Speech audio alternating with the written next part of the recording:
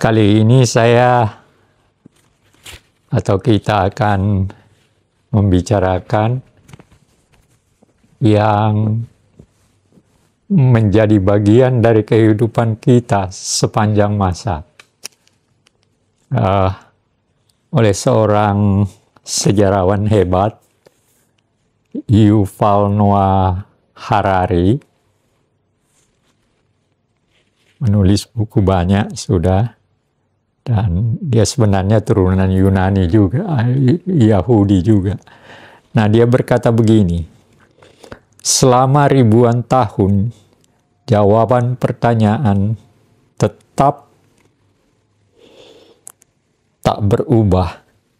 3 masalah yang sama menyibukkan pikiran orang Cina abad ke-20, orang India abad pertengahan, dan orang Mesir kuno. Kelaparan, wabah, dan perang. Jadi ini dalam,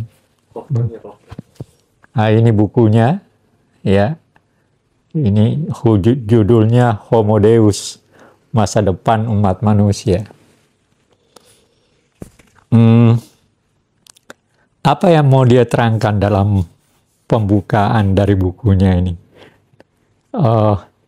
Yang pertama, dia mau menunjukkan bahwa dalam konteks sekarang, persoalan yang berkaitan dengan penyakit, dengan kemiskinan, kelaparan, dan perang, itu sudah sangat berkurang.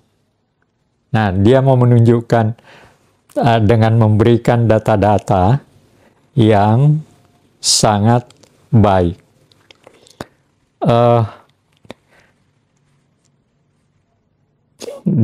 Yang tadi sudah dikatakan, ya, kelaparan, wabah, dan perang. Kelaparan, orang miskin yang lapar, wabah penyakit juga, perang antar negara, antar suku, dan sebagainya, selalu ada di lingkungan dan daftar kehidupan kita. Bahkan sampai sekarang kan, kalau kita mau jujur melihat, kita lihat misalnya penyakit terakhir yang menimpa seluruh dunia adalah COVID. Itu contoh. Nanti kita lihat lebih lanjut. Nah, apa yang generasi demi generasi manusia sudah berdoa kepada setiap Tuhan, malaikat, dan santa, dan telah menemukan tak terhitung alat, institusi, dan sistem sosial, tetapi mereka terus mati dalam jumlah jutaan akibat kelaparan, epidemi, dan kekerasan. Nanti dia menarik itu apa? Dia perlihatkan dari abad sekian ada sekian orang mati segala macam. Bahkan Inggris pernah kena, separuh dari penduduknya itu meninggal karena penyakit. Dan bagaimana penyakit itu berkembang? Nah, ini menarik juga. Ketika nanti diperlihatkan di sini,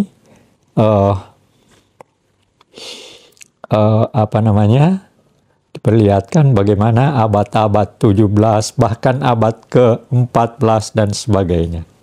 Tetapi menurut dia ada sesuatu yang berbeda dalam konteks sekarang.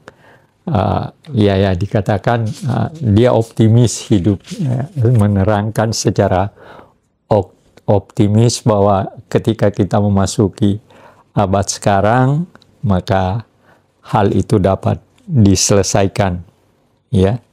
Tapi begini, baik saya perlihatkan, ya, tentang, mari kita mulai dengan kelaparan yang selama ribuan tahun telah menjadi musuh terburuk kemanusiaan. Hingga belum lama berselang, sebagian besar manusia benar-benar hidup di tubir garis kemelaratan biologis yang di bawahnya orang-orang tunduk pada gizi buruk dan lapar. Itu ya, presiden kita sekarang memperbaiki gizi kita dengan makan gratis. Satu kesalahan kecil atau sedikit nasib buruk bisa dengan mudah menjadi hukuman mati bagi satu keluarga atau satu desa sekaligus. Yang dia maksudkan ini penyakit yang berkembang. Ya. Jika hujan lebat menghancurkan panen gandum Anda atau merampok menjara kambing ternak Anda, maka Anda dan orang-orang yang Anda cintai akan kelaparan sampai mati. Nasib buruk atau kebodohan pada tingkat kolektif mengakibatkan bencana kelaparan massal. Ketika kekeringan parah melanda Mesir atau India abad pertengahan, bukan hal yang aneh bila 5-10% populasi musnah. Dan ini benar-benar pernah terjadi. Persediaan makanan menyusut, transportasi terlalu lambat, dan mahal untuk mengimpor makanan yang cukup. Dan pemerintahan terlalu jauh serta lemah untuk memberi bantuan pada masa itu, ya.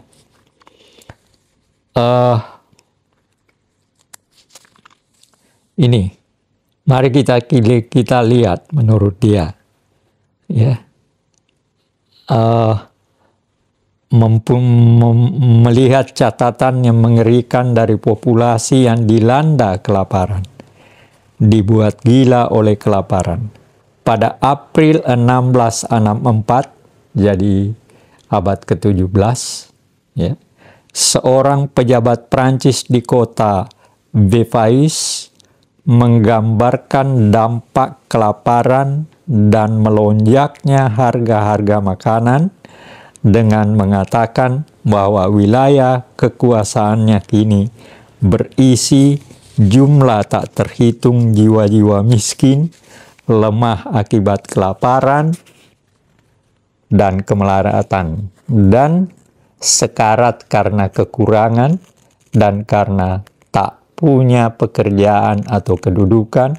Mereka tak hanya punya uang untuk membeli roti. Itu gambaran di Prancis pada abad itu, disebabkan oleh karena kelaparan itu, kemiskinan itu, ya. Lalu digambarkan lagi pemandangan serupa terjadi menurut dia terjadi di seluruh Prancis.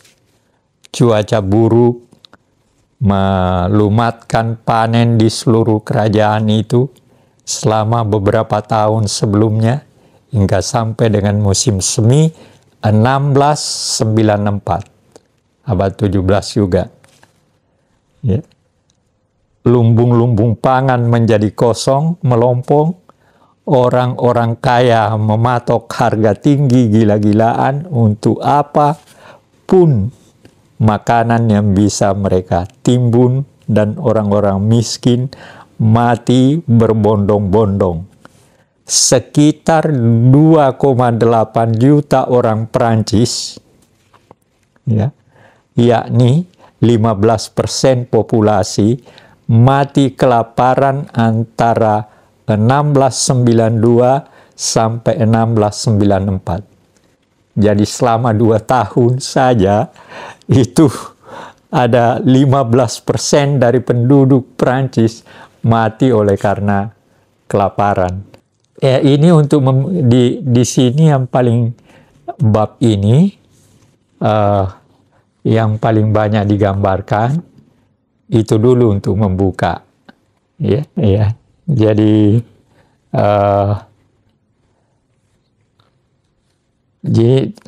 tahun berikutnya pada 1695 bencana kelaparan melanda Estonia, ya, menewaskan 1/5 populasi. Ya. Pada 1696, giliran Finlandia di mana 1/4 sampai 1/3 populasinya mati. Skotlandia mengalami bencana kelaparan parah pada 1695 sampai 1698. Sebagian distriknya kehilangan hingga 20% penduduk. Nah, apa yang saya mau gambarkan dengan membacakan ini? Saya mau memberikan gambaran bahwa persoalan besar yang bahkan sampai sekarang masih sebagian daripada manusia di Afrika, manusia bahkan di Indonesia masih ada 28 juta manusia miskin dan kelaparan, mungkin kita tidak tahu, ya. Nah, ini hanya untuk mengantarkan kita untuk melihat situasi abad-abad itu dan yang dialami oleh bangsa-bangsa yang hebat sekarang. Tapi harus diakui bahwa mereka pernah mengalami hal yang sangat berat dalam berhadapan dengan kenyataan penyakit itu. Ya, jadi nanti yang menarik itu begini. Dari mana penyakit itu datang? Nah, ternyata itu adalah seperti sebagai satu contoh James Cook yang menemukan Australia. Nah, ketika dia ke Australia, dia ternyata kapal yang dinaikinya itu ada virus. Virus ini nanti yang turun dan menyebar kemana-mana. Itu, ya.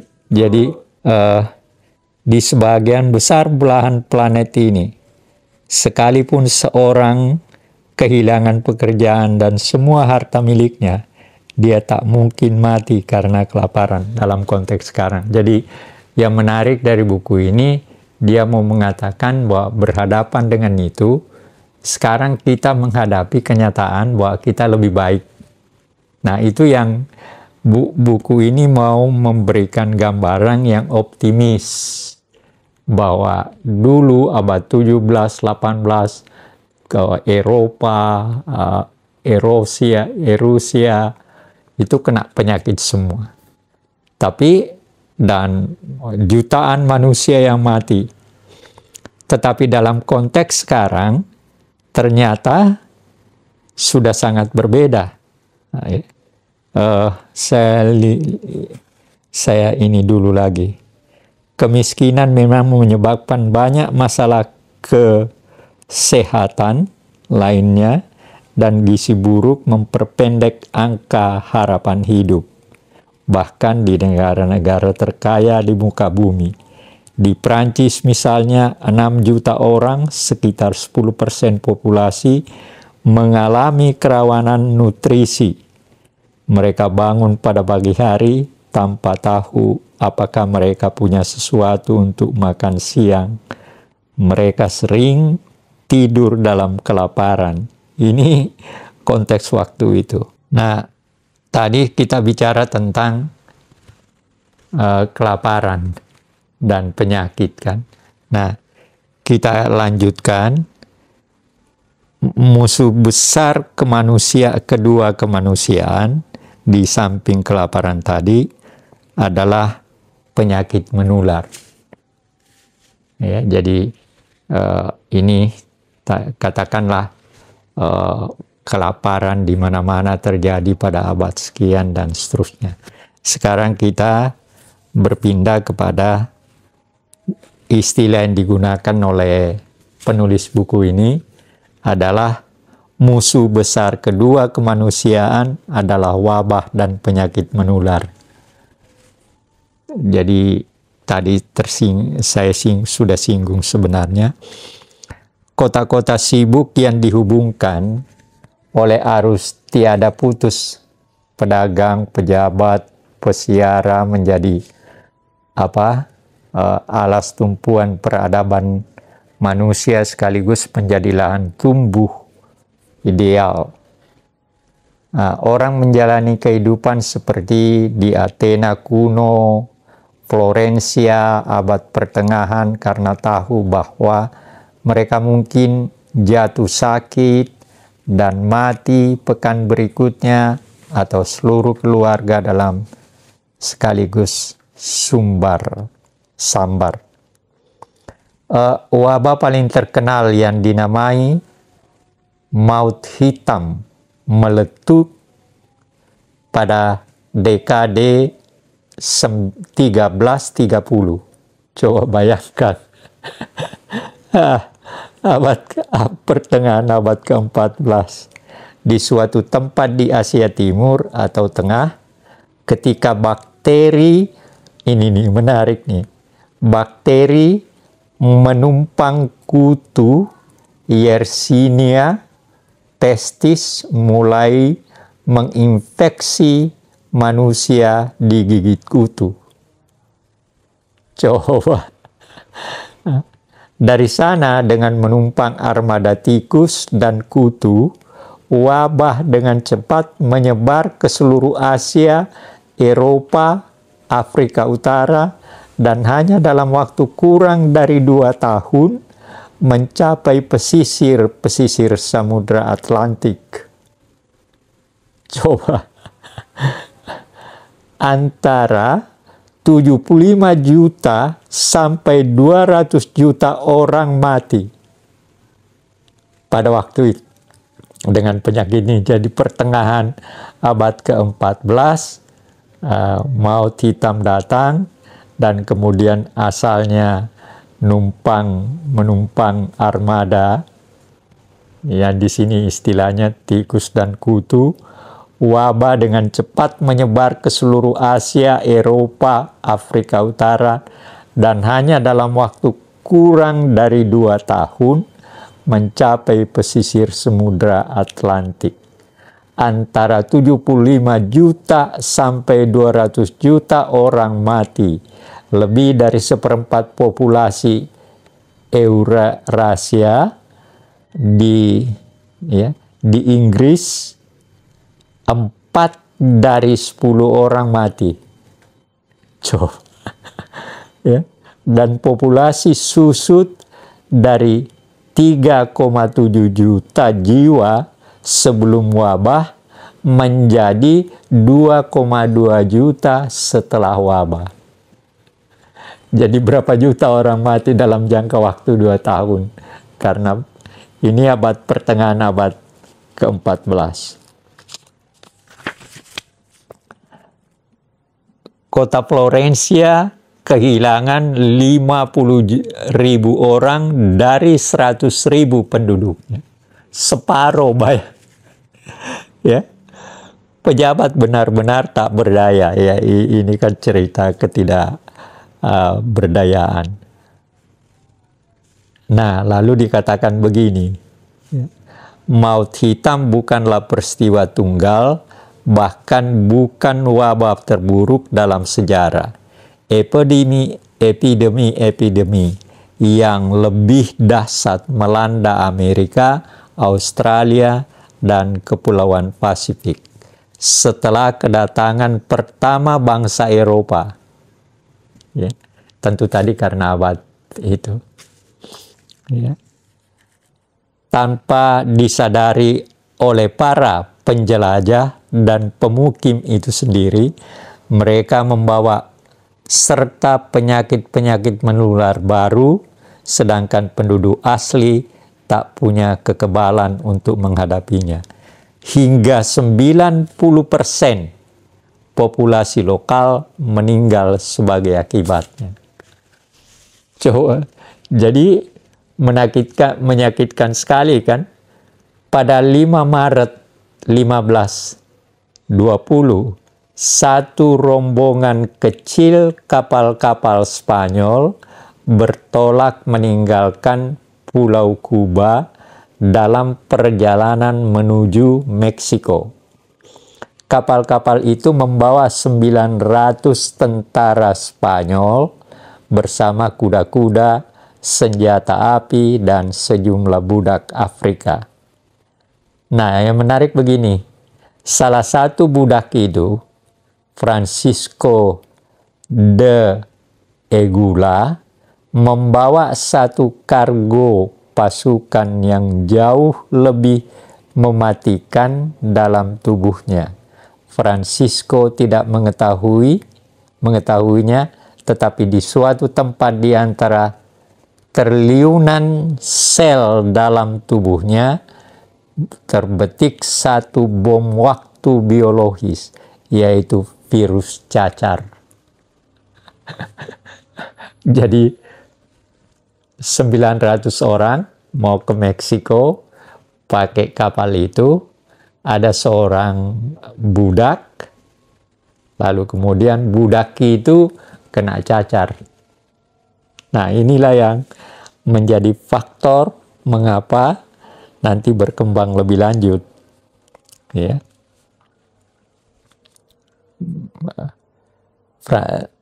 Sel dalam, ya. Setelah Francisco mendarat di Meksiko, virus itu mulai berbiak cepat dalam tubuhnya dan akhirnya meletup keluar dari kulitnya dalam rupa ruam-ruam mengerikan. Francisco yang menggigil ditidurkan di rumah seorang keluarga pribumi Amerika di kota Sempoalon. Dia menulari para anggota keluarga yang kemudian menulari para anggota keluarga yang kemudian menulari tetangga-tetangganya. Dalam 10 hari, Sempoalon menjadi sebuah lahan kuburan. Jadi begitu dahsyatnya cacar berpindah dari orang ke orang akibat daripada itu. Nah, lalu gelombang-gelombang baru pengungsi yang ketakutan membawa penyakit itu ke seluruh Meksiko. Jadi mereka takut, mereka pindah, lalu di tempat pindahnya membunuh seluruh orang. Ini antara lain terjadi di Meksiko dan menyebar keluar lagi nanti. Nah, biasa deh kalau masyarakat tradisional kan mempertanyakan mengapa ini terjadi. Nah, ada masyarakat Maya di Semenanjung Yucatan meyakini bahwa tiga dewa jahat, yaitu Ekpetst, Usankak, dan Sojakak, terbang dari desa ke desa pada malam hari, menulari orang-orang dengan penyakit itu. Masyarakat suku Aztek menyebutnya sebagai ulah dewa Tezcatlipoca dan Sipitotek, atau mungkin sihir hitam orang-orang kulit putih.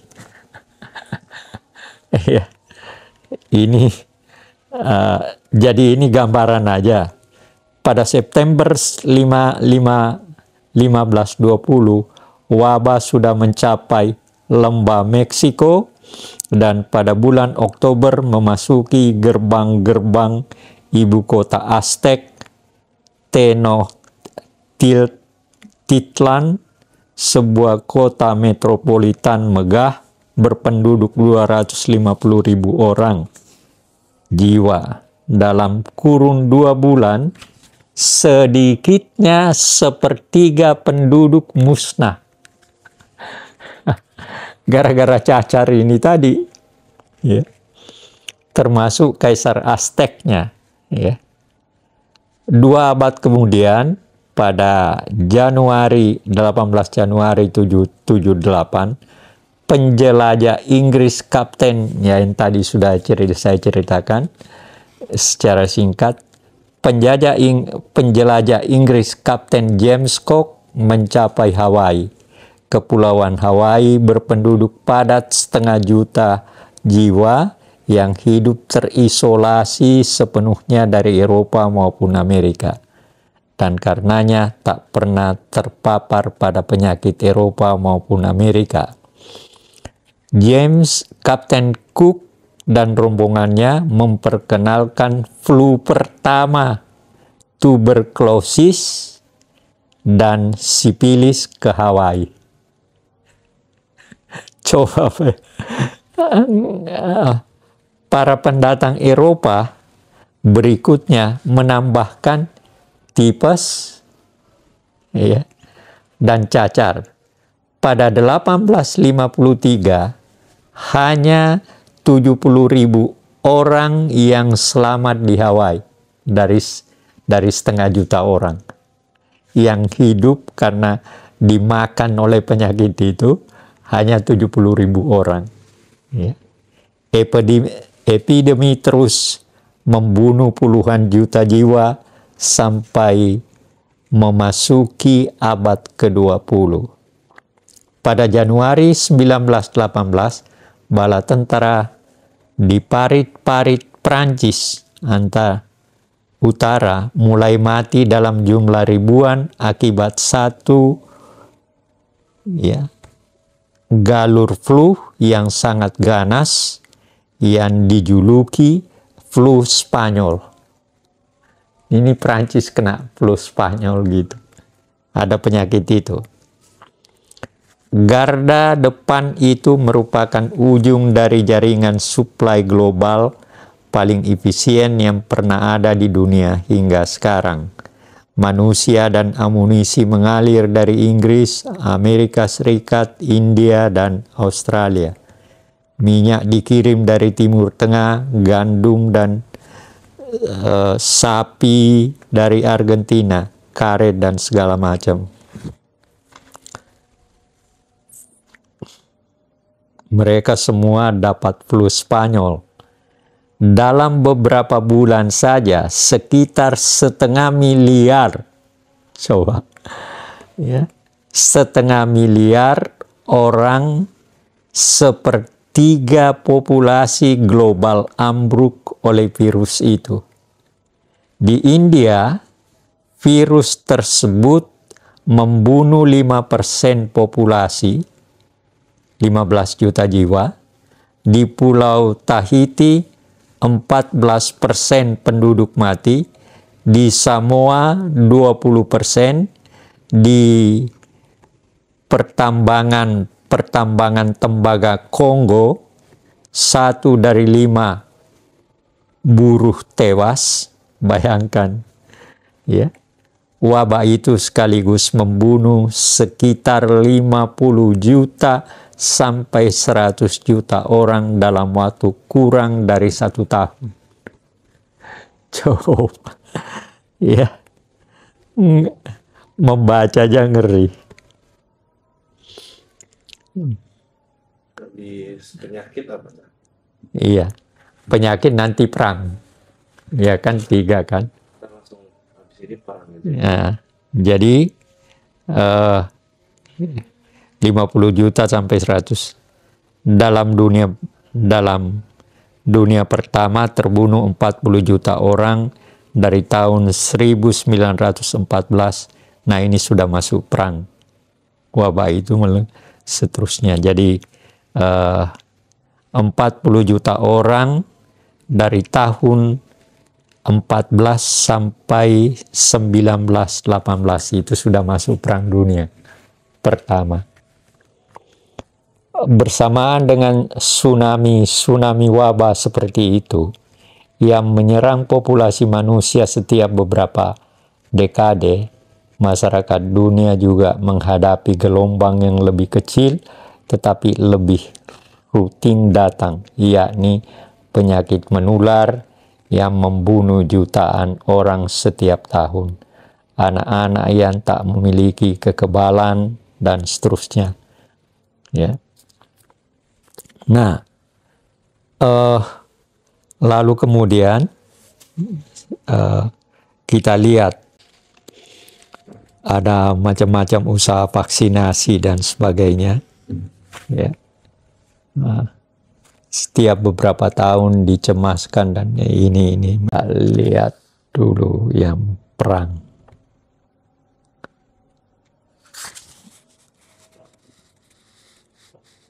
Nah, lalu dia bicara begini,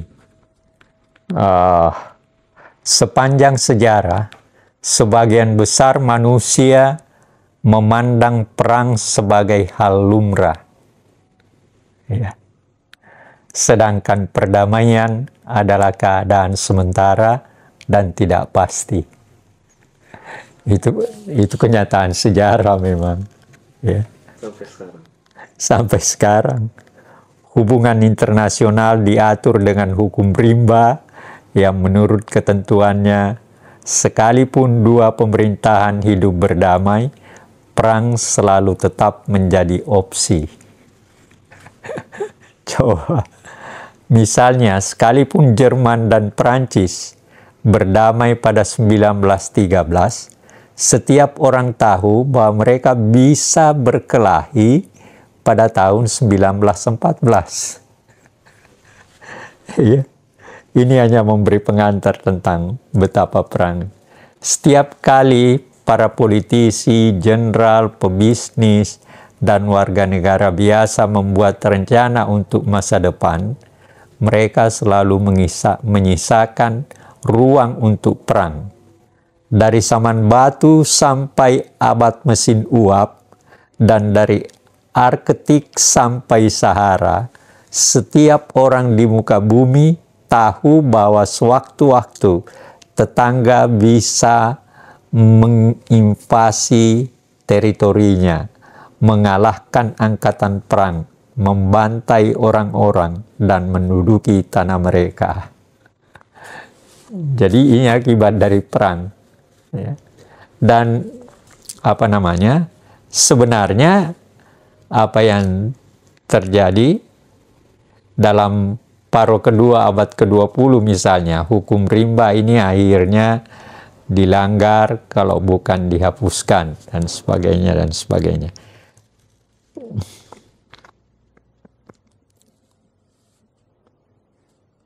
Nah, perang ini adalah penyakit yang ada dikatakan sejak abad zaman kuno, dan ya kita sendiri bisa mengetahui bagaimana sebenarnya kapitalisme dan imperialisme itu dibangun dengan perang, kan. Imperialisme berkembang, yang dicari imperialisme itu apa? Ekonomi. Tapi kan ditopang oleh tentara. Nah, terjadi perang. Semua negara Spanyol, Portugis, Inggris, Prancis melakukan mencari ekonomi, tetapi di belakang itu ada tentara dan nanti terjadi berbagai perang. Ini sebenarnya yang mau diterangkan juga, ya, oleh buku ini. Dikatakan begini, hal yang lebih penting lagi, satu segmen populasi manusia yang sedang tumbuh sudah bisa melihat bahwa perang itu memang tidak bisa dibayangkan. Ya. Untuk kali pertama dalam sejarah, ketika banyak pemerintahan, korporasi, dan pribadi, individual memandang dalam masa depan yang terjangkau oleh persepsi mereka, perang tidak akan terjadi lagi, senjata nuklir dan sebagainya. Ini optimismenya aja, tetapi kan yang mau diterangkan juga adalah perang yang terjadi antara di Cina, terjadi perang di Jepang, misalnya Jepang dipaksa oleh Amerika untuk membuka Itu kan semua gejala perang. Nah, singkatnya begini, dalam bab pembukanya ini, siapa namanya, Noah Harari mau menunjukkan kepada kita bahwa sepanjang perjalanan sejarah kita itu, maka sebenarnya kemanusiaan kita, manusia dan kemanusiaan kita bergumul dengan 3 hal itu. Dan fakta itu adalah fakta sejarah. Iya kan? Itu yang mau dikatakan dalam buku ini. Jadi kelaparan, Kelaparan, penyakit, dan perang. Dan kenyataannya kan sampai sekarang masih. Kalau kita mau lihat, apa yang terjadi di perang Ukraina, Uni Soviet, Rusia, kan perang.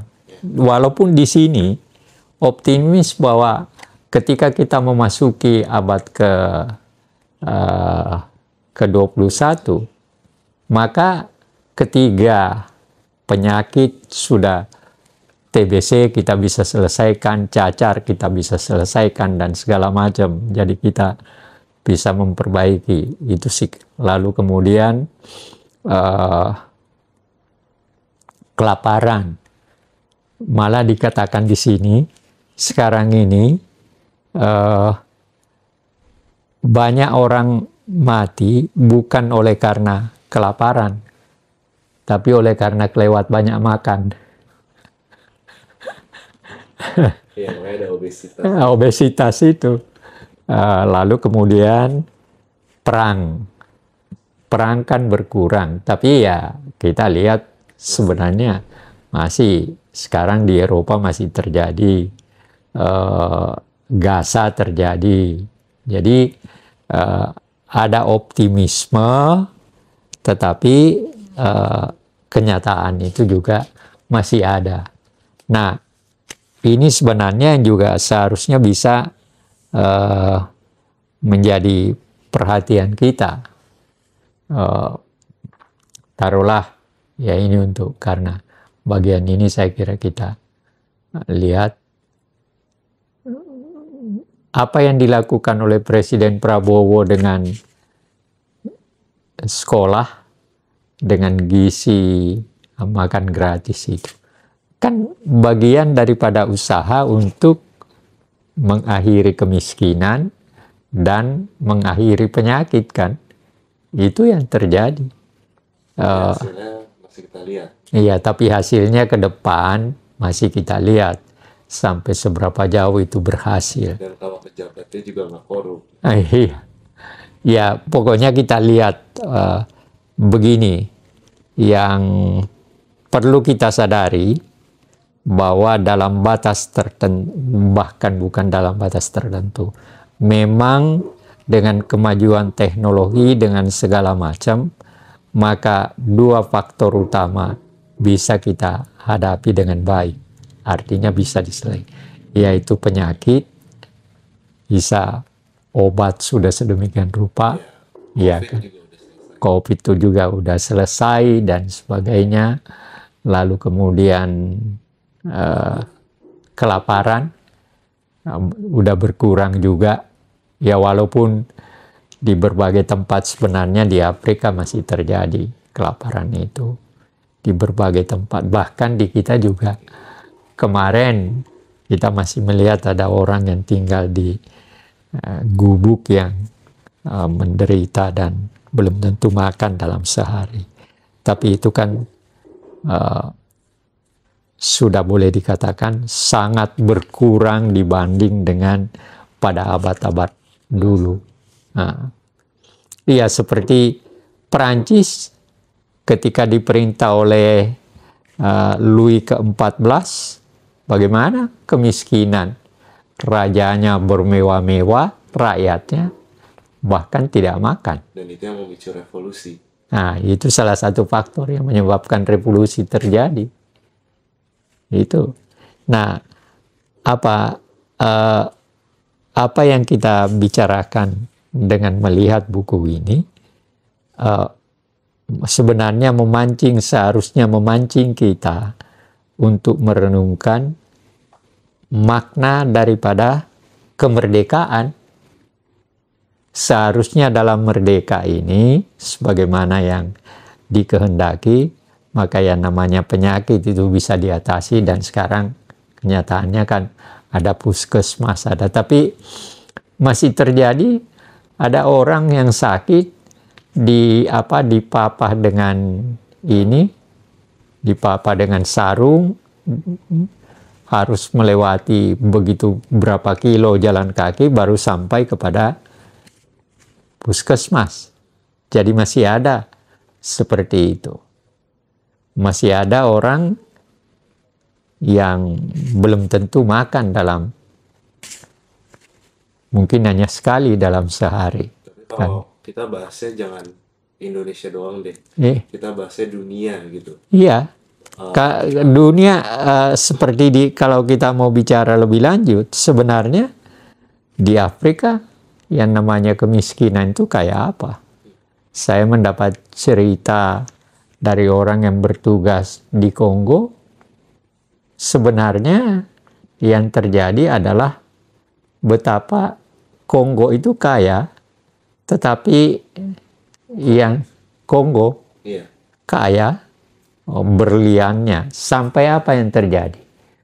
Orang Kongo itu dilarang menggali tanahnya sendiri oleh PBB yang bertugas di situ. Karena apa? Begitu menggali tanah, yang bisa ditemukan adalah berlian. Sehingga dilarang. Bahkan minuman saja cuma ditentukan oleh PBB. Ini menurut orang yang pernah bertugas. Hanya 20 liter untuk satu keluarga. Jadi itu kan sebenarnya sistem penjajahan. Makanan mereka nggak boleh, mereka dikasih. Ya, seperti diceritakan pada saya orang yang pernah. Kita itu Pak, dalam sehari dikasih sekian banyak, sampai sisanya apa? Kita kasih ke penduduk asli. Penduduk asli ini bawa ke pasar dijual, dan itulah penghasilan mereka. Dan ya namanya, apalagi masih ada kelaparan di berbagai tempat di Afrika, di Asia.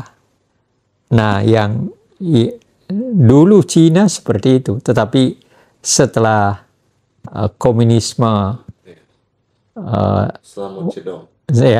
setelah Mao Zedong tidak ada, lalu kemudian diganti oleh Deng Xiaoping. Mulai dari sekarang dia bisa menyelesaikan persoalannya, persoalan kemiskinan. Tapi komunisnya itu tetap ada sekedar sebagai alat pemersatu kekuatan. Tetapi langkah-langkah untuk mengakhiri kemiskinan sudah kapitalistis. Itu yang harus kita pahami juga. Nah, untuk menunjukkan kehebatannya apa? Hari kemarin Prabowo diundang untuk menghadiri parade militer Cina. Dan memang yang diperlihatkan adalah kehebatan militer mereka. Ya, apa artinya itu dari segi yang dikatakan buku ini? Jadi, dalam pikiran orang yang namanya kita bisa mempertahankan kebersamaan kita sebagai orang merdeka, kita harus siapkan alat perang. Kan itu yang terjadi. Kemarin Perancis juga, Prabowo diundang untuk menghadiri parade dalam rangka peringatan Hari Kemerdekaan Bastille mereka kan.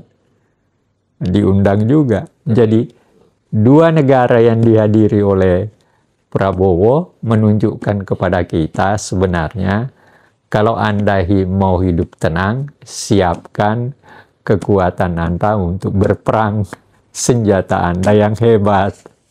Kenyataannya kan itu.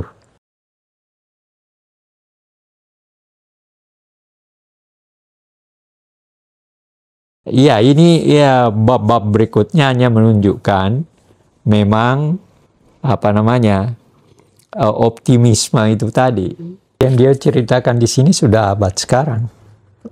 Optimismenya dia. Selanjutnya jadi apa namanya? Oh, masih ada juga sebagian kecil. Orang-orang Mesir memandang Firaun sebagai Tuhan yang sesungguhnya bukan sekedar wakil ilahi. Seluruh Mesir milik Tuhan itu dan seluruh rakyat harus mematuhi perintahnya dan membayar pajak yang dibebankannya. Jadi ini berkisar bagaimana cara hambatan itu saya lihat tuh. Memang buku ini sebenarnya mau menunjukkan optimismenya, kesepakatan agrikultural dan sebagainya. Jadi hanya mau menunjukkan siapa yang takut, Charles Darwin. Ya, jadi hanya seperti itu. Jadi apa yang kita bicarakan dengan pembuka dari buku ini sebenarnya kalau saya menangkapnya,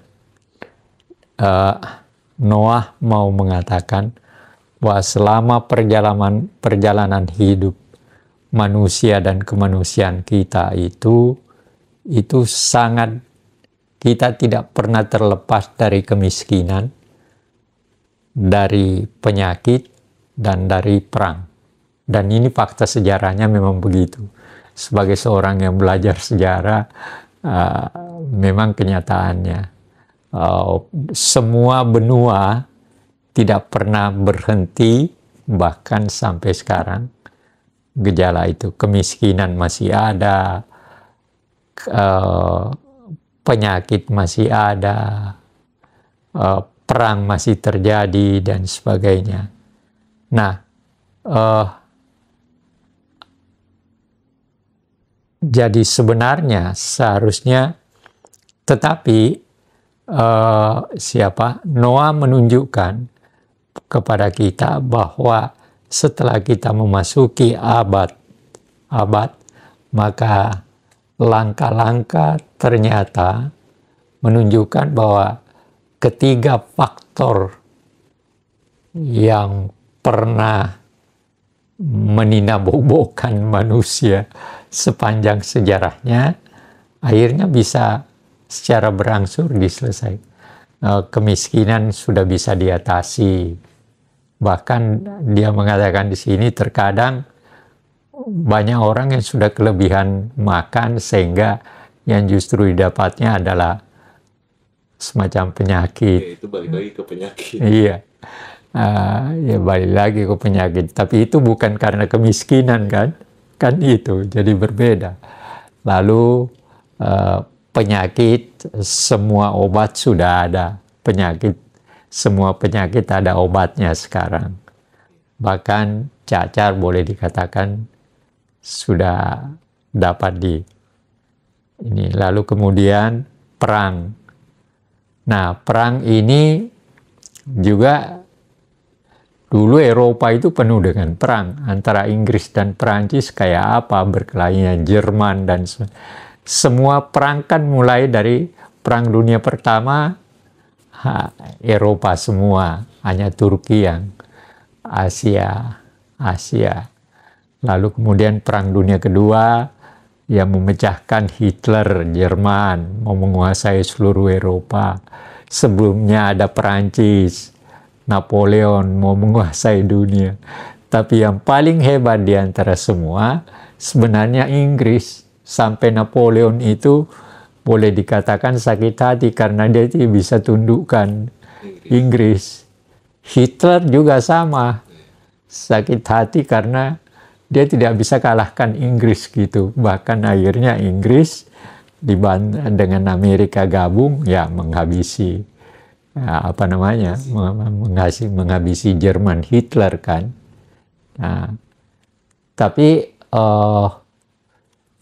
faktanya seperti itu memang sekarang. Tetapi coba aja lihat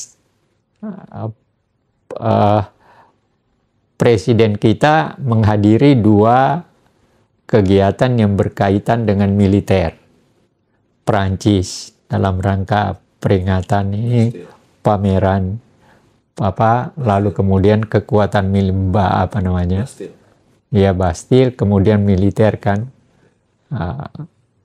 di kekuatan militer Prancis diperlihatkan. Sekarang Cina juga pameran kekuatan militernya. Jadi kelihatannya begini,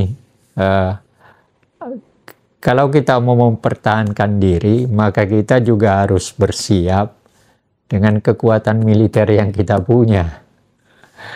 Ya, artinya apa? Perang masih mungkin terjadi. Dan contoh sederhana, sekarang Rusia sama Ukraina.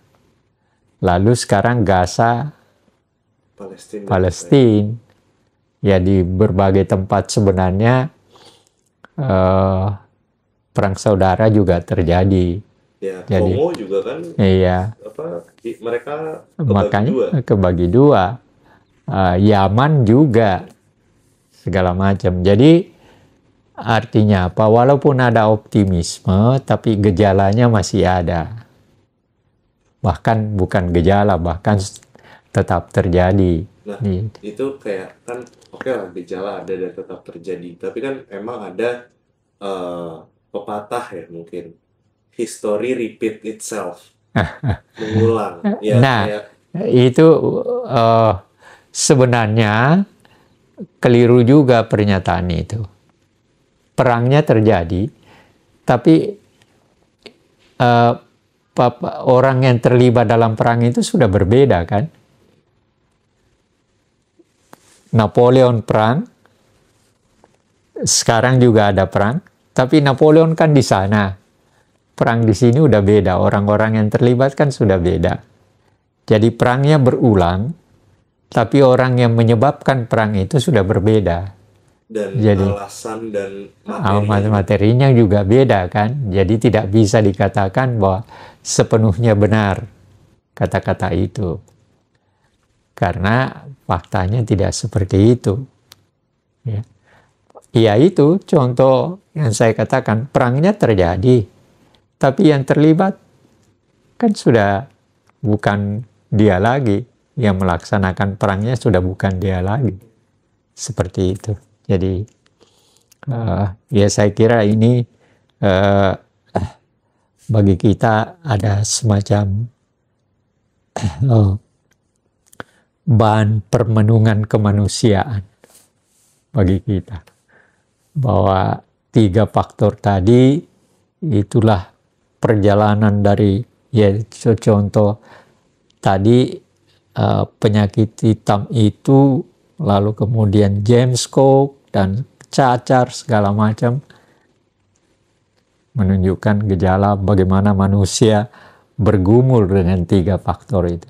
Tapi secara berangsur sekarang kita udah bisa selesaikan. Ya faktanya semua penyakit sudah ada obatnya. Iya kan, semua penyakit ada obatnya. Cuma perang juga sudah terbatas pada wilayah tertentu. Ya, artinya apa?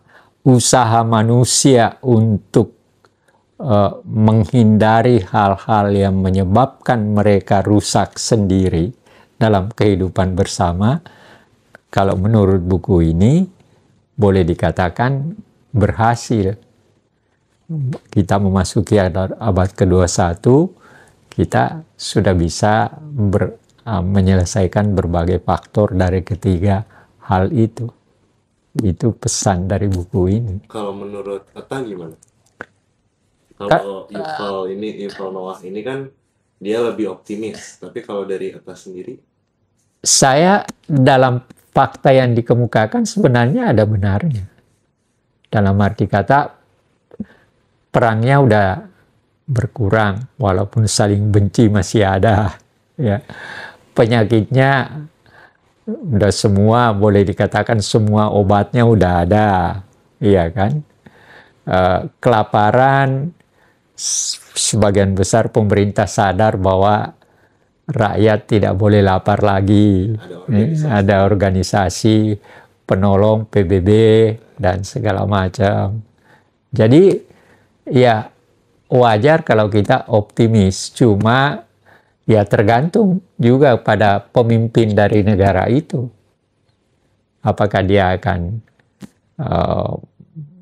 optimismenya bisa dikembangkan atau justru hanya untuk dirinya sendiri, seperti yang terjadi.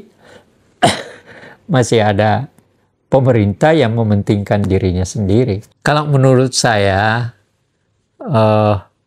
itu masih akan panjang, artinya masih jauh. Karena begini, misalnya orang nuklir, ya kan? Nuklir itu ada dua kemungkinan. Bisa kalau terjadi perang, maka kerusakannya berkali lipat dibanding dengan apa yang terjadi di Jepang. Iya kan? Dan yang terjadi sekarang, itu yang aneh. Aneh memang manusia ini, aneh dan negara tertentu juga aneh. Nuklirnya dikembangkan. Tapi kan seperti Jepang, nuklirnya itu dipakai untuk listrik, iya kan? Dan kita juga masih terjadi pertentangan pendapat. Ada yang menghendaki nuklir kita adakan dalam rangka listrik itu atau untuk kepentingan damai. Tapi dan saya kira dengan nuklir itu juga yang menyebabkan mengapa orang atau para pemimpin juga berpikir kalau mau melakukan perang itu. Bahkan India membuat satu pernyataan bahwa kan dia dengan Pakistan dua-duanya punya. Ya kan? Pakistan punya, India punya. India menyatakan bahwa dia tidak akan pakai nuklir itu untuk perang. Ya wajar aja, coba bayangkan kalau itu dipakai kan habis. Itu makanya, jadi kalau dulu kan ya bom atom ya. Iya. Yang walaupun ada kasus waktu Perang Dingin, Kuba memiliki nuklir yang siap ke Amerika. Iya, tapi kan diancam oleh Kennedy, akhirnya Rusianya yang mundur kan. Khrushchev mundur. Nah, tapi ya itu dia. Mungkin dari Perang Dingin itu sampai sekarang, nuklir itu hanya menjadi strategi geopolitik perang. Seperti ya AS, yang paling sering kan Amerika, Rusia, sama Korea Utara gitu kan. Korea Utara, tapi sekarang bayangkan kalau itu perang dunia terjadi, pasti kan ya negara-negara seperti itu akan dipakai dan berkali-kali lipat lebih parah dibanding perang dunia kedua. Saya malah mempunyai ini. Kalau sampai perang dengan menggunakan nuklir, dunia akan kiamat. Iya kan? Menurut saya. Artinya, kita mungkin Tuhan sudah menyatakan dunia kiamat, karena kalian sendiri yang salah. Saya melihat itu, tetapi itu juga yang membuat saya menyatakan bahwa tidak ada yang mau pakai nuklir untuk perang. Nanti kalau perang paling-paling terbatas dengan senjata-senjata seperti yang kita lihat di Rusia. Mereka kalau sebenarnya sederhana, kalau dia mau habisi Ukraina, dia pakai nuklir selesai. Tapi dianya juga selesai. Iya kan, tapi dianya juga selesai karena yang pernah terjadi kan ada kerusakan. Dulu Ukraina itu kan bagian dari Uni Soviet, Rusia yang kemarin. Nah di sana nuklirnya itu di Ukraina. Iya. Nah pernah rusak kan? Chernobyl. Rusak berapa banyak manusia yang itu baru rusak sedikit. Boleh dikatakan satu wilayah dan itu cuma, tapi berapa banyak manusia yang sampai sekarang nggak boleh. Iya, makanya. Sampai sekarang nggak boleh ditinggalin. Makanya. Karena radiasinya. Nah, itu hebatnya Jepang. Jepang itu ketika dibom oleh Amerika, orang mengatakan bahwa Jepang tidak mungkin bangun dalam jangka waktu 50 tahun paling sedikit. Tapi apa yang terjadi? Kurang dari 20 tahun, tahun 70, dia sudah menjadi negara besar. Itu kenapa, Ta? Ya karena kemauan kerja. Jadi mungkin kita bisa bahas dulu ya. Jepang dibom, habis, terus diprediksi 50 tahun, tapi hanya sekitar 20-30 tahun sudah kembali bangkit. Itu karena mental mereka. Kamu tahu, mereka tidak tidur untuk membangun kembali negaranya. Industri yang berkembang itu seperti pabrik mobilnya, apanya segala, itu adalah kreativitas yang menyebabkan orang Jepang itu nggak pernah tidur. Tapi apa Mental Jepangnya yang hebat. yang paling ditekankan pada saat itu oleh pemerintahan Jepang? Ya itu membangun kekuatan kembali dan didukung oleh Amerika. Nah sederhana ini, tapi saya tidak tahu apa kok. Jadi mengapa Amerika, MacArthur tidak menangkap dan menghina Kaisar Jepang? Itu karena satu persoalan saja, satu kata dia, kata Kaisar. Ketika mendengar dilapori bahwa Hiroshima dan Nagasaki hancur, apa yang dia? Ada berapa banyak guru yang masih hidup? Itu. Sehingga itu yang menyebabkan MacArthur tersenyum. Jadi yang dipentingkan oleh Jepang adalah pendidikan. Pendidikan, memang ya. Itu dia mengapa Kaisar Jepang itu tidak ditangkap atau dihina oleh MacArthur. Malah diberi tempat yang kembali untuk membangun negaranya. Berarti bisa dibilang Jepang itu pada saat terpuruk, mengumpulkan sisa-sisa guru dan ilmuwan-ilmuwan yang tersisa, terus dibangun lagi. Dibangun dan dibantu Amerika. Jadi Jepang bangun kembali itu dibantu Amerika juga. Dan salah satu faktornya karena kaisarnya berkata seperti itu. Jadi bukan menanyakan hal-hal yang bersifat materialistik. Tapi guru. Justru guru yang ditanyakan. Pendidikan. Berapa banyak guru yang masih hidup? Itu pertanyaan. Hebatnya kan itu. Dan itulah yang menyebabkan Jepang menjadi, dan kemudian kaisarnya diberi tempat terhormat, Jepang, Amerikanya membantu secara ekonomi, lalu diberi ruang untuk berkembang kembali. Cuma satu yang dilarang, tidak boleh membangun kekuatan militer lagi. Itu. Yang menarik ini kebetulan, ya bukan kebetulan, saya baca di Kompas berbicara tentang kontrol kekuasaan, dan di judulnya tak ada ampun bagi pejabat korup yang tak cakap. Nah ini di Kompas hari ini ya, tanggal Rabu 3 September. Mengapa saya tertarik? Karena yang dibicarakan di sini adalah Korea Selatan tentu. Kalau Korea Utara kan memang otoriter nah, yang digambarkan di sini adalah bahwa di Korea itu presiden, istri presidennya saja, istri presidennya malah di penjara sekarang. Presidennya juga Nah, apa yang menarik di situ adalah bahwa orang tidak masalah hukumnya, lembaga hukumnya tidak mempersoalkan siapa dia. Yang penting bahwa orang ini harus diperiksa, Dan kalau ketemu hal-hal itu, maka dia harus mendapatkan hukuman. Itu terjadi pada istrinya juga. Istrinya ketahuan korupsi dengan nepotisme dan sebagainya. Gitu.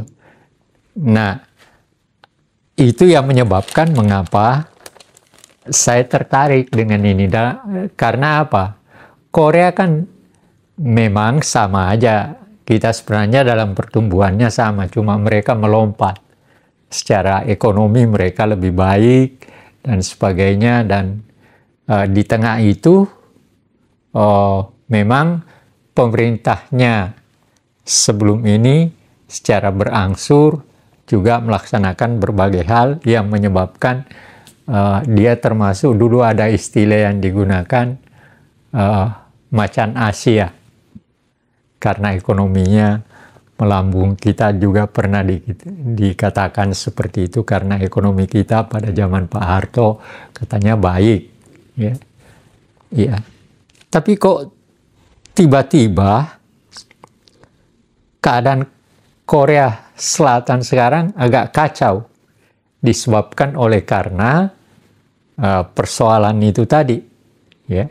Bayangkan presidennya ganti lagi perdana menterinya, ganti lagi presidennya, dan seterusnya.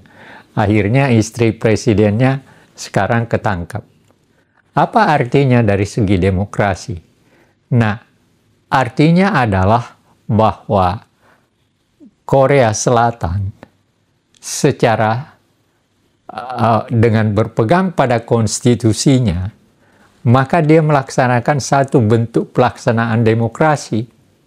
Karena memang demokrasi itu akan jalan kalau berpegang pada aturan yang telah disepakati. Itu yang saya lihat di sini.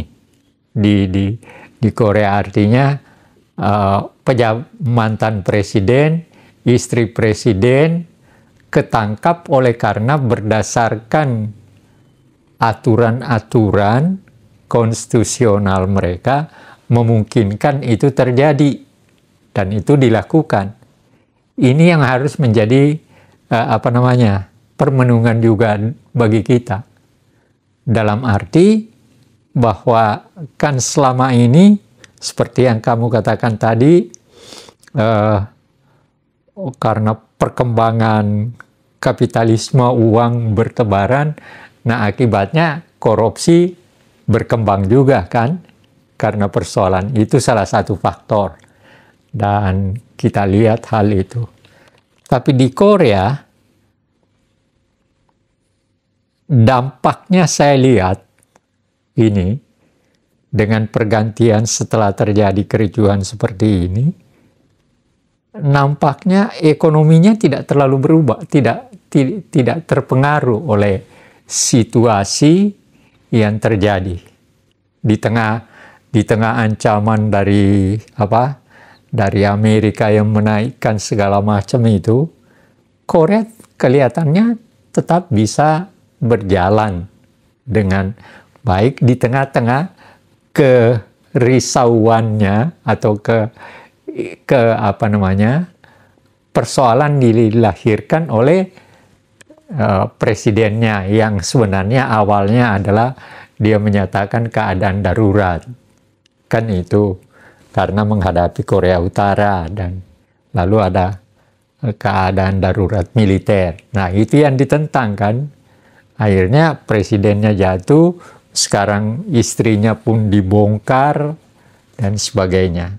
Ini yang menurut saya dalam kondisi kita sekarang seharusnya menjadi bagian dari permenungan kita. Semua pihak, bahkan terutama sebenarnya lembaga-lembaga yang memegang pemerintahan, eksekutif, legislatif, dan bidang hukum, Mahkamah Agung, Mahkamah Konstitusi, dan sebagainya. Karena memang sebuah negara hanya akan melangkah maju ke depan, tidak berjalan di tempat, kalau lembaganya berjalan sesuai dengan tugas dan dilandasi oleh aturan yang ada. Nah, ini yang selama kita 80 tahun merdeka terus terang, ini yang tidak jalan. Lembaga eksekutifnya kayak gitu, partainya, ya mulai dari ada jatuh bangun kabinet, setelah itu kemudian memerintah sekian puluh tahun tanpa ganti, kemudian ada pergantian demokrasi istilahnya dan sebagainya. Tapi perubahan istilah dari demokrasi yang dijalankan tidak memberikan apa-apa juga. Kan itu. Ini yang makanya saya agak termenung juga ketika membaca ini. Bukan termenung dalam arti kata apa. Termenung membandingkan mengapa Korea bisa. Kenapa kita tidak? Atau belum? Padahal perjalanan kita sebenarnya sama. Ya, kita berkembang sejak tahun 70-an, menjadi macan Asia, dan seterusnya. Dia juga.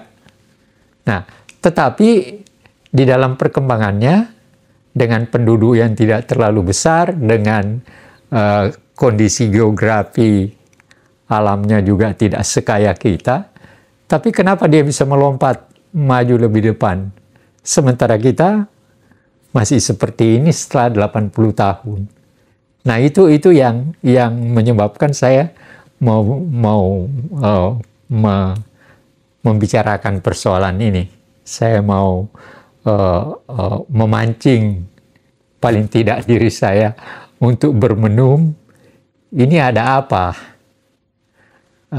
Mengapa negara saya, bangsa saya melangkahnya kok lambat? Ya, jalannya lambat dan sebagainya, berubah macam-macam yang tujuannya baik tapi terkendala.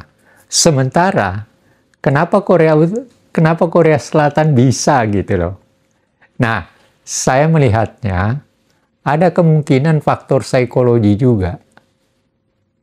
Psikologinya Korea Selatan seperti itu, mungkin daya dorong kerjanya sedemikian kuat. Psikologi, ya. Sebutannya mental ya? Ya, secara mental mungkin. Contohnya juga, kan pemusik-pemusik Korea kan bahkan di internasional dan di kita sangat berpengaruh kan? Iya kan?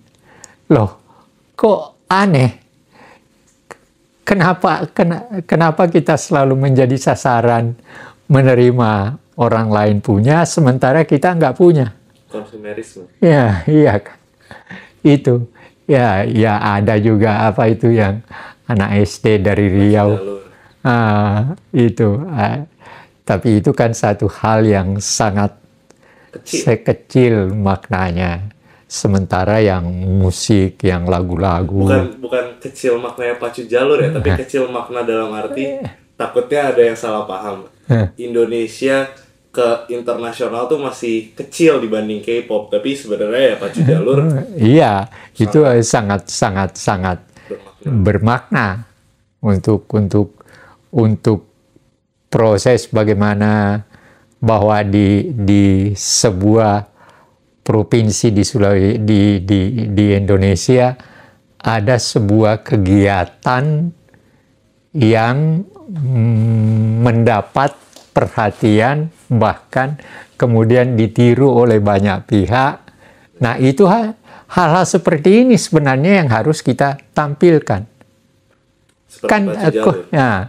Seperti apa namanya? Pacu jalur. Bahkan ada di TV kan, sudah ada di TV kan.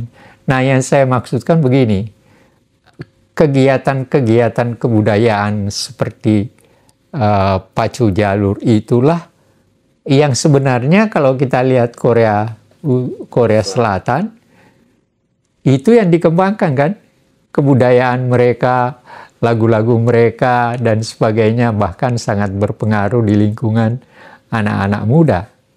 Ya, tapi dalam bentuk lain yang saya harapkan adalah kenapa kita tidak menggali atau memperlihatkan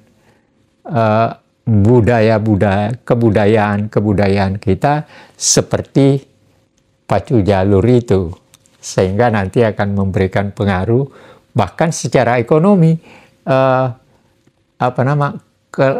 Pemusik-pemusik band-band Korea Utara itu secara ekonomi Korea Selatan itu besar secara ekonomi. Dampaknya, iya, mereka tinggal di Amerika, mereka tidak sekedar tinggal, tentu dia memberikan sumbangan tertentu kepada bangsanya, pemerintah kepada negaranya kan. Nah ini yang perlu kita artinya itu yang memancing saya melihat berita dari Kompas tentang ini. Tapi mungkin ada bahasan tentang Korea memang lagi turun secara perusahaannya, memang di berita-berita dan ada beberapa analisis kan, kapitalisme perusahaan seperti Samsung dan lain-lain itu mencekam pemerintahan sekarang lagi seperti itu. Mungkin itu kita bahas di kesempatan lain. Tapi yang menarik adalah, tapi kalau di track back, Jepang ya udah lebih di atas. Tapi itu secara perusahaan, Toyota dan lain-lain lah, banyak perusahaannya. Nah kalau di Korea kan ada Samsung, LG juga kalau nggak salah Korea. Malah lupa.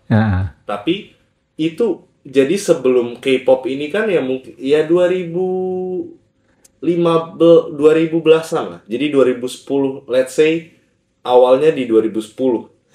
Tapi kan untuk perusahaan Korea itu udah dari tahun 90-an. Samsung udah mulai penetrasi ke Asia, ke Eropa dan ke lain-lain. LG dan beberapa perusahaannya sudah mempenetrasi dunia. Jadi ada penetrasi perusahaan dulu dari negara, baru kemudian penetrasi budaya dan aktivitas. Tapi itu kan yang tidak pernah terjadi pada kita. Nah itu. Kenapa dan bagaimana? Nah itu menurut saya sebenarnya harus dimulai dari kreativitas masyarakat sendiri. Itu satu. Lalu kemudian ketika tampil kreativitas masyarakat didukung oleh pemerintah. Itu kan yang terjadi pada Korea. Jadi pemusik-pemusiknya itu akhirnya didukung oleh pemerintahnya kan. Sama halnya sama sebelumnya perusahaan. Iya, sama. Jadi seperti itu. Nah ini yang harus dipikirkan. Dan kalau itu dilakukan, saya kira dampaknya akan lebih besar. Artinya kita akan menggunakan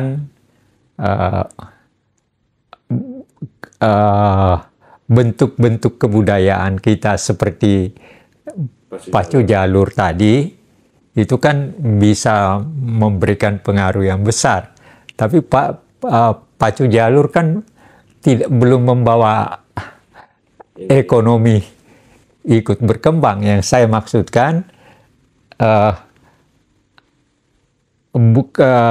bentuk-bentuk kebudayaan tertentu yang akan diterima oleh masyarakat lain dan nanti akan memberikan sumbangan dalam pengertian kepada negara dan bangsa dalam perkembangan itu. Kalau saya berpikir mungkin Indonesia harus memperkuat industri terlebih dahulu, dalam arti kata ya seperti Korea ada Samsung, ada yang lain-lain. Iya. Perusahaan. Iya, memang seperti itu bisa terjadi. Sebenarnya sebagai satu contoh, bulu tangkis kita itu bisa berkembang oleh karena perusahaan di Jawa Timur, Jarum. Itu Jarum berjasa besar itu. Kalau nanti satu ketika Jarum ini bisa kolaps tuh. Ya. Ini cuma bulu tangkis, khusus bulu tangkis. Tapi dalam arti kata, iya seperti itu. Jadi ada Jarum yang mendukung bulu tangkis. Iya. Sama seperti artis-artis Korea kan yang saya lihat bahwa itu di bawah oleh beberapa perusahaan, makanya akhirnya mereka terkenal, mereka mengiklankan Samsung, akhirnya kan dua-duanya mengarah ke menguntungkan negara.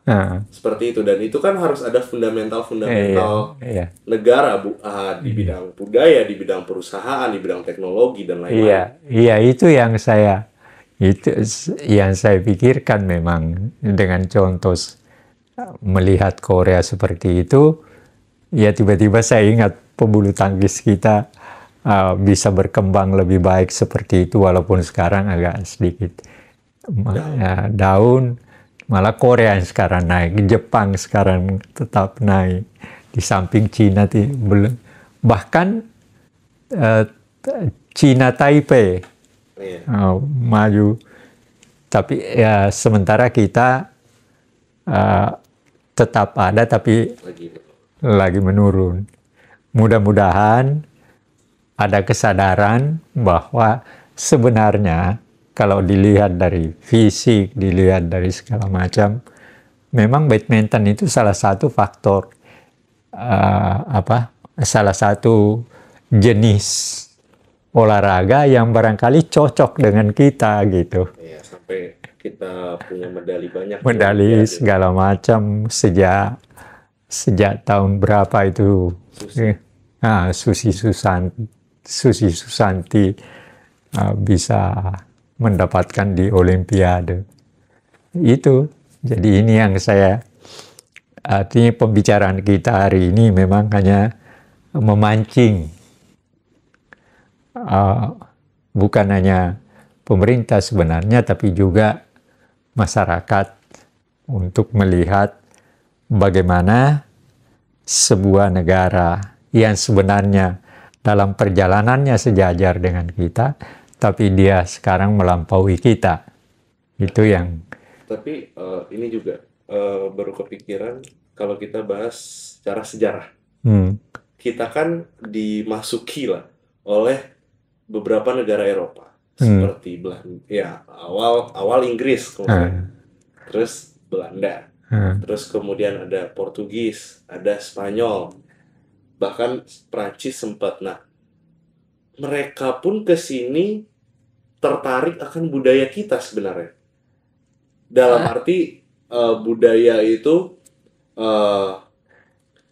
keroncong kita, gamelan kita, dan lain-lain gitu. Enggak, itu belakangan, ekonominya dulu baru itu. Iya, tapi artinya mereka tertarik akan hal itu sebenarnya. Iya, salah satu faktor. Dan itu kalau misalkan kita bisa push dan mengembangkan budaya itu, yang kita udah tahu dari sejarah, itu mereka tertarik dunia luar. Di beberapa, seperti di Amerika ada, tapi tidak semasif di tempat lain. Ya, nggak masif sama sekali, karena nggak ada seperti Korea kan. Itu yang kita inginkan kan. Jadi sebenarnya kalau mau dipush semaksimal mungkin sampai seperti Korea, sampai seperti Jepang di tahun 80 dengan city popnya, itu kan sebenarnya kita bisa gitu. Itulah yang harus itu sebabnya mengapa saya tertarik untuk membicarakan ini, untuk memancing permenungan kita, memancing kita berpikir untuk apa yang harus, bagaimana strategi apa atau bentuk kegiatan-kegiatan yang bagaimana yang harus kita buat sehingga kita bisa melompat juga, gitu kan. Ini Korea dan apalagi Jepang, mereka mereka melompat kok. Tapi mengapa itu terjadi? Nah, dalam pemikiran saya, dan bukan penelitian, tapi dalam penglihatan saya, observasi tanda kutip, ya ada faktor-faktor latar budaya tertentu yang seperti mental tadi. Ya seperti mental tadi yang masih menyulitkan kita. Jadi sekarang kita harus bermenung untuk mengapa mental seperti ini terjadi. Ya kalau kembali lagi ya sebenarnya tanda kutip ya salah satu faktornya yang agak tidak mudah untuk segera ya faktor mental feodalistis. Sebagai manusia yang berada di bumi dengan peradaban kita sekarang, tadi sudah belajar di Homo Deus, sejarah peradaban dunia dan manusia dan kondisinya. Ya, kalau dibanding dengan itu, Korea ini kan pecah. Enggak, bukan. Jadi maksud kakak, kita kan udah belajar semuanya. Peradaban-peradaban manusia, peradaban sejarah segala macam. Nah, kita sebagai manusia yang hidup di dunia, kita nggak bahas negara apapun, kita bahas kita sebagai manusia, memaknai tadi Homo Deus dan memaknai apa yang bisa kita dapat dari sejarah peradaban dan sekarang peradaban itu bagaimana? Nah, sebenarnya sederhana kalau kita mau melihat itu. Sejak manusia ini selalu seperti dikatakan bahwa orang Bugis itu sudah punya perahu yang hebat dan dia sampai ke Madagaskar. Nah, itu sering menjadi pembicaraan. Bahkan untuk membuktikan itu, pernah Sudomo membuat perahu, kemudian perahu itu dari sini jalan ke Madagaskar dan ternyata sampai, ya. Tapi di mana perahu itu sekarang saya nggak tahu. Tapi ya, mau membuktikan bahwa kita ini adalah bangsa yang pernah menjelajah dunia. Gitu. Ada itu, ada. Ya seperti cerita orang tentang kehebatan Majapahit, salah satu diantaranya juga dianggap bahwa tidak hanya hebat di Nusantara, tapi menguasai berbagai daerah di luar Nusantara. Memang ada pendapat itu. Tapi pembuktiannya kan harus dibuktikan secara historis. Tapi cerita tentang kehebatan kita, ketika saya masih SMA, guru sejarah saya berbicara bahwa dengan naik perahu orang Bugis itu bisa sampai ke Madagaskar. Majapahit itu menguasai hampir seluruh Asia Tenggara dan sebagainya. Itu kalau dari latar belakang sejarah seperti itu ada di kita. Tapi kan harus dibuktikan secara penelitian sejarah. Ya. Tapi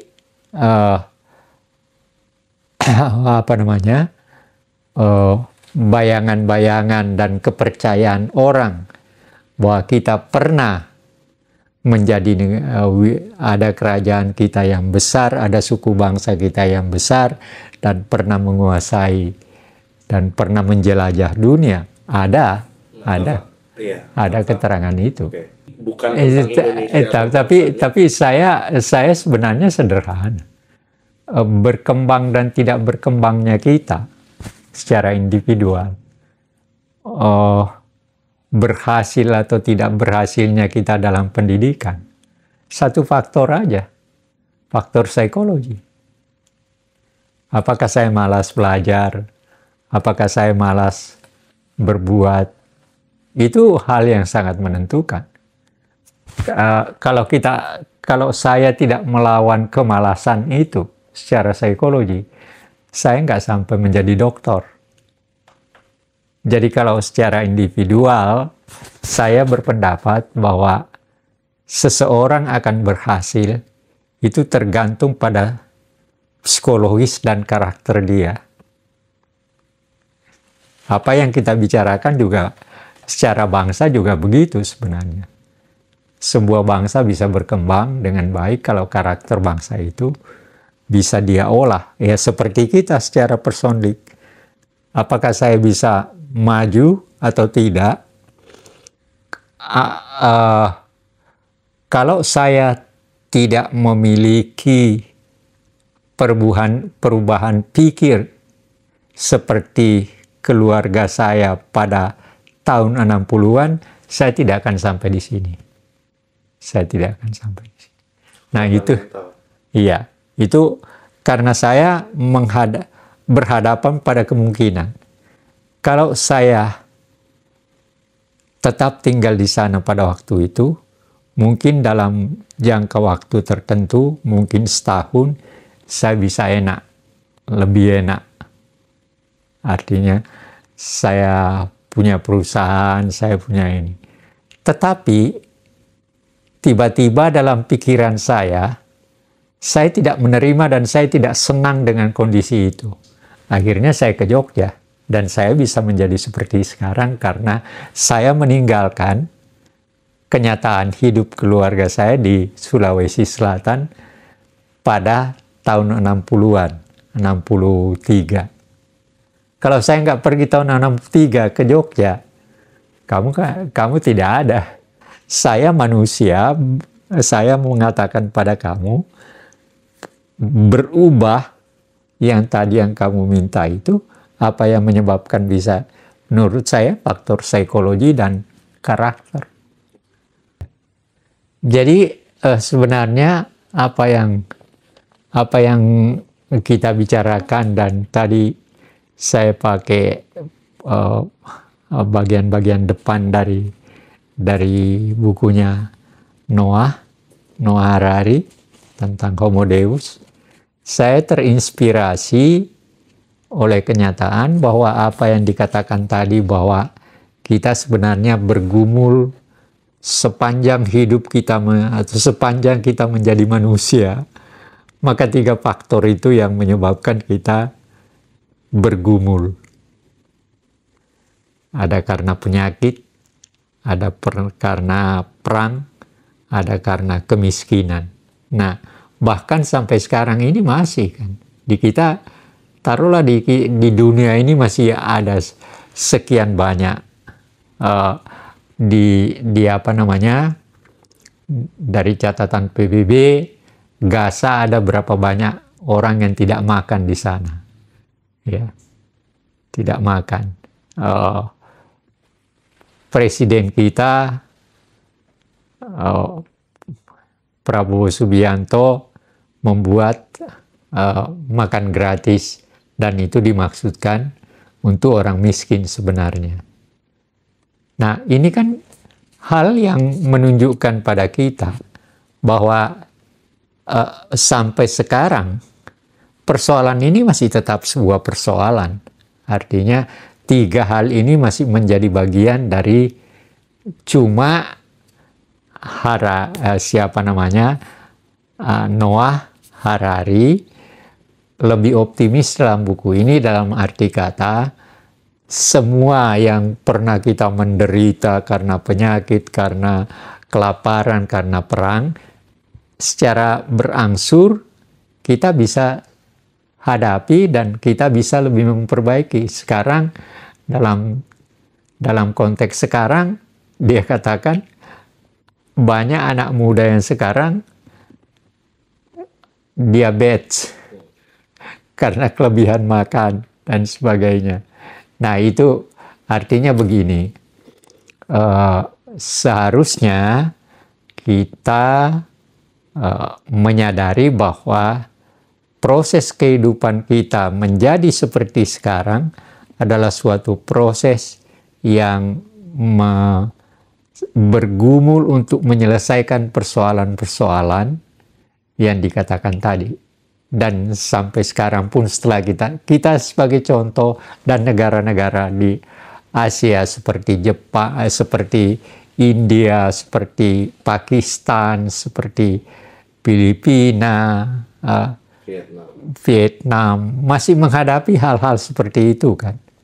Masih mereka, di antara mereka Afghanistan misalnya baru saja lepas dari perang saudara dan sebagainya.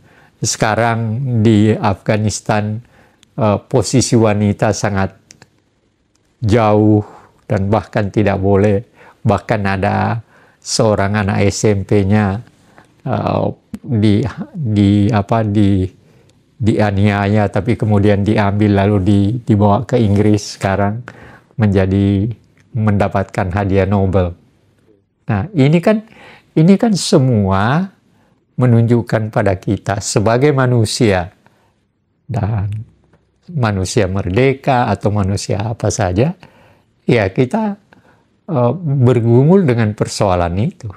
Dan inilah perlunya kita selalu berusaha untuk memahami diri kita dalam pengertian manusia secara keseluruhan, dalam pengertian manusia berbangsa, dan dalam pengertian manusia individual.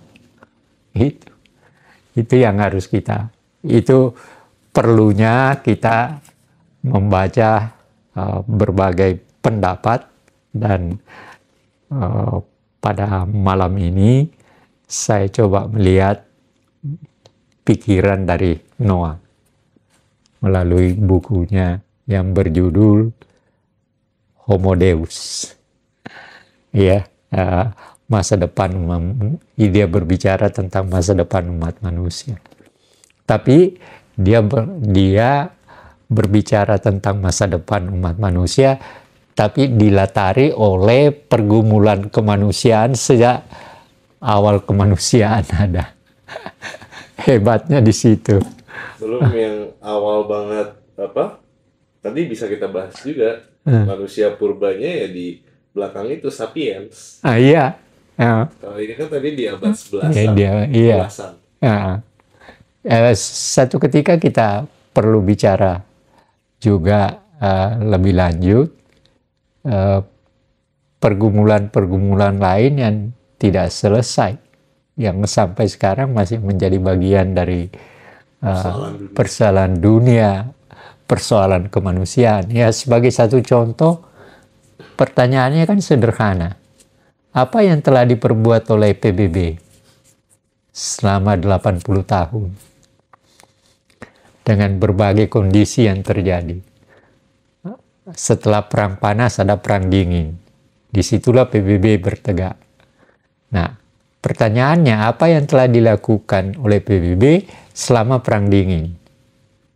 Lalu kemudian setelah perang dingin hilang, berhasil diselesaikan, apa peranan PBB setelah perang dingin sampai sekarang? Itu kan hal yang menarik untuk kita. Karena kan mengapa PBB ada, dan sebelumnya setelah Perang Dunia Pertama juga ada Dewan Bangsa-Bangsa, setelah ada PBB sekarang, mengapa PBB tidak bisa berbuat apa-apa di Gaza? Mengapa PBB tidak bisa berbuat apa-apa dalam perang Rusia-Ukraina? Mengapa PBB tidak bisa berbuat berbagai hal seperti di Kongo atau di Afrika yang lainnya? Kan itu menarik untuk kita bicarakan. Apa faktornya? Kalau Bung Karno dulu malah minta agar supaya tempat PBB dipindahkan, jangan di Amerika. Ya, tapi Amerika menyumbang berapa banyak waktu itu untuk kelangsungan hidup PBB. Dan kuasanya kayak apa, iya kan? Itu. Nah, terakhir, ini kepikiran. Buat yang menonton orang Indonesia yang masih berpikir, ngapain ngurusin dunia, ngapain ngurusin negara lain, urusin aja negara kita. Tanggapannya gimana? Anda, kalau dalam kerangka pembukaan Undang-Undang Dasar kita aja sudah menyatakan bahwa kita harus ikut memperbaiki dunia ini kan. Jadi kita menjadi manusia merdeka itu oleh para pendiri negara kita berbuat untuk diri kita, tapi juga diminta untuk memikirkan dunia, keadaan dunia. Hebatnya para pemimpin kita di situ. Dia tidak hanya menuntut dirinya untuk merdeka, tapi dia juga menuntut dirinya untuk menyelesaikan persoalan dunia. Baca aja pembukaan Undang-Undang Dasar 45. Kan jelas itu. Dan memang kita secara Indonesia adalah negara yang ada di dalam dunia yang Iya. memiliki geopolitik. Oh iya, itu semua memang harus dipikir.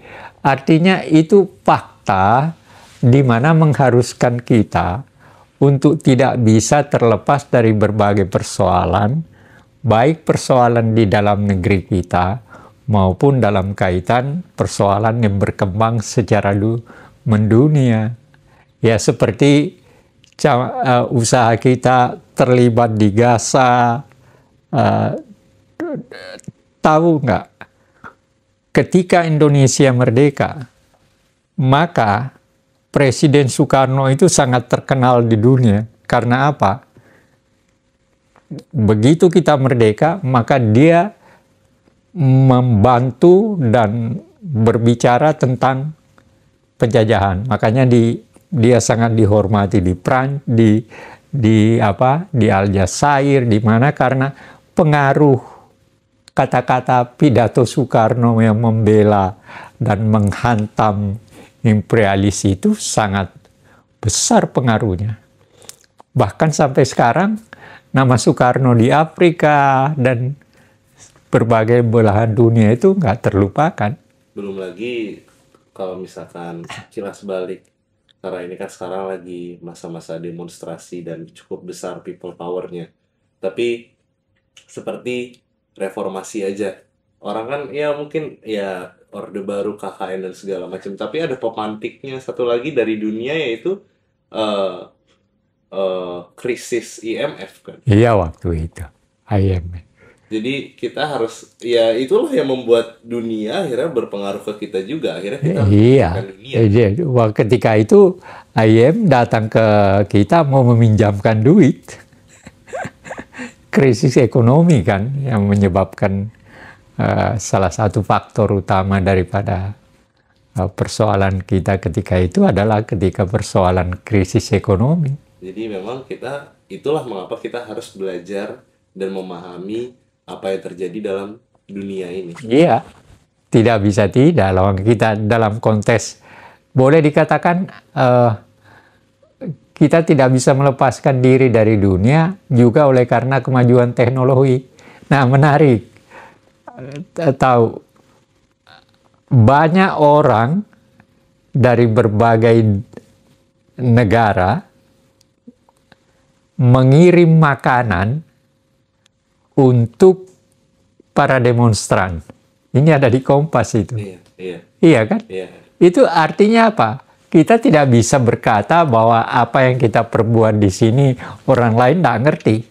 Bahkan dia membantu kita. Ada yang kirim makanan sekian banyak, suruh dia dari kampungnya, dari Muang Thai, dari mana, beritahu salah satu restoran untuk kasih makanan ke demonstran. Ada yang 5 bungkus, ada segala macam. Jadi dalam konteks sekarang, oleh karena kemajuan teknologi, Anda tidak bisa berbuat mengatakan bahwa orang tidak akan tahu. Tidak mungkin. Kita juga harus tahu tentang dunia. Iya. Ya dunia sendiri memperkenalkan diri dengan teknologi itu ya contohnya tadi. Demonstran dikirimi makanan. Ya, jadi tidak. Jadi kalau ada orang mengatakan bahwa dia melakukan sesuatu dan tidak ada yang tahu, ya itu dia nggak ngerti bahwa dunia udah berubah kok. Ya enggak, dalam arti juga banyak orang yang nggak mau ngerti soal dunia, nggak mau ngerti soal dunia luar, artinya geopolitik. Iya, iya. Itu karena ya paling-paling ada orang tertentu yang mungkin pendidikannya pada tingkat tertentu. Tapi kalau yang punya pendidikan, memahami kondisi yang berkembang, ya pasti dia berpikir lain. Saya kira seperti kita, kalau dipikirkan apa gunanya kita bicara tentang hal-hal seperti itu. Tapi saya beranggapan sangat berguna karena kita saling memberikan ide. Apakah orang setuju atau tidak itu urusan lain. Ya. Karena apa? Kita hidup dalam negara merdeka dan negara demokrasi. Yang tujuannya untuk lebih baik. Iya, hidup bersama.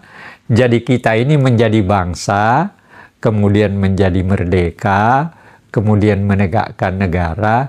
Tujuan kita adalah hidup bersama, menciptakan kehidupan yang lebih baik, sebagaimana yang ada dalam pembukaan Undang-Undang Dasar kita. Kan tujuan kita gitu. Tujuan kita merdeka adalah itu. Kalau di lingkup luasnya lagi ya, secara Homo Deus tadi, persoalannya mungkin lebih besar, sekarang lebih kecil, ya semoga kedepannya akan lebih kecil lagi masalahnya. Kan itu tujuan kita. Iya, kita. Ya, tapi ya, oh ya, besok atau sekarang saya mau berbicara sebagai guru, mau menyerukan kepada mantan-mantan murid saya yang guru, supaya mendidik murid-muridnya jangan sampai melakukan kegiatan yang tidak baik. Iya. Ya, apa namanya, menarik ada kegiatan kerusuhan yang terjadi pada hari-hari ini. Saya melihat, saya memperhatikan, memberikan dampak tertentu kepada masyarakat secara luas. Sebagai satu contoh, mereka sekarang sudah ada yang menyerukan agar supaya ada ronda kembali. Itu kelihatan sederhana, tapi menurut saya itu sesuatu hal yang penting dalam rangka membangun kebersamaan, ya, dan menghindari gangguan-gangguan dari luar. Kalau pesan untuk membaca buku dan terus... Ya, dengan sendirinya kalau Anda mau tahu tentang berbagai persoalan dunia, persoalan demokrasi, persoalan apapun, ya tidak ada lain tempatnya buku. Tempatnya buku. Karena itu salah satu faktor yang saya ingin sampaikan kepada guru-guru nanti, bahwa tolong rangsang murid-murid kalian agar supaya mereka mau membaca. Bahkan kalau bisa setiap murid per minggu harus diminta untuk minimal baca satu buku dan dibicarakan di depan kelas. Didiskusikan dalam kelas. Harapan tadi kita ngomongin peradaban dunia aja deh. Tadi udah banyak ya pokoknya ada persoalan penyakit, perang, dan kemiskinan. Ini terakhir banget, harapannya bagaimana untuk dunia? Iya, sebenarnya kalau untuk dunia, PBB harus bekerja lebih keras. Karena memang tujuannya adalah dia diadakan untuk memperbaiki kebersamaan mendunia. Itu yang harus dilakukan oleh PBB. Tapi kesulitannya apa? Struktur PBB-nya tidak memungkinkan karena ada Dewan Keamanan 5 negara veto. Nah, tetapi secara berangsur saya kira terlepas dari itu ya PBB harus berpikir lebih jauh. Jadi ini yang kita hadapi ya. Kita dari video ini menyimpulkan bahwa 3 persoalan yang besar adalah penyakit, kemiskinan, dan perang. Ya. Oke. Ketika Washington sudah 2 kali sebagai presiden, lalu anggota senatnya menghendaki dia sampai 3 kali. Apa dia katakan? Saya tidak mau karena nanti akan ada presiden yang jelek. Maka dia lompat naik kuda pulang ke rumahnya. Itulah yang menjadi pegangan daripada tidak. Bung Karno itu hanya mempunyai kekuasaan presiden bersama dengan Perdana Menteri. Setelah dekret presiden, kerajaan-kerajaan di Eropa Barat juga dulu adalah otoriter. Tapi dalam proses sejarahnya, akhirnya mereka menyadari bahwa terutama setelah terjadi revolusi Prancis dan kemudian hal berkembang seterusnya, maka kemudian khusus Eropa Barat itu menjadi negara demokrasi.